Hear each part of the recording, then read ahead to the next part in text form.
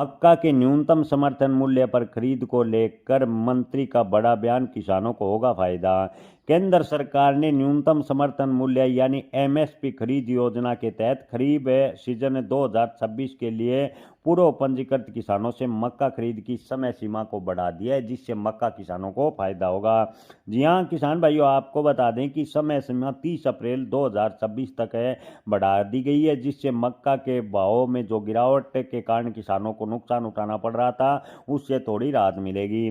महाराष्ट्र के खाद्य एवं नागरिक आपूर्ति मंत्री छगन भुजबल ने कहा कि इस निर्णय से महाराष्ट्र के राज्य के किसानों को बड़ा फायदा होगा। जी हाँ दोस्तों, खाद्य एवं नागरिक आपूर्ति मंत्री छगन भुजबल ने निर्णय देते हुए कहा कि महाराष्ट्र सरकार 30 अप्रैल तक मक्का की खरीदी न्यूनतम समर्थन मूल्य पर करेगी, जिससे किसानों को फायदा होगा। इससे पहले आपको बता दें कि मक्का खरीदी की जो डेडलाइन थी वो पहले ही समाप्त होने जा रही थी, लेकिन इसी बीच मंत्री छगन भुजबल ने महाराष्ट्र के किसानों को राहत देते हुए कहा कि सरकार न्यूनतम समर्थन मूल्य पर खरीदी है वो 30 अप्रैल 2026 तक करेगी, जिससे जो मक्का की भाव में गिरावट की वजह से किसानों को नुकसान उठाना पड़ रहा था उससे किसानों को थोड़ा फायदा मिलेगा।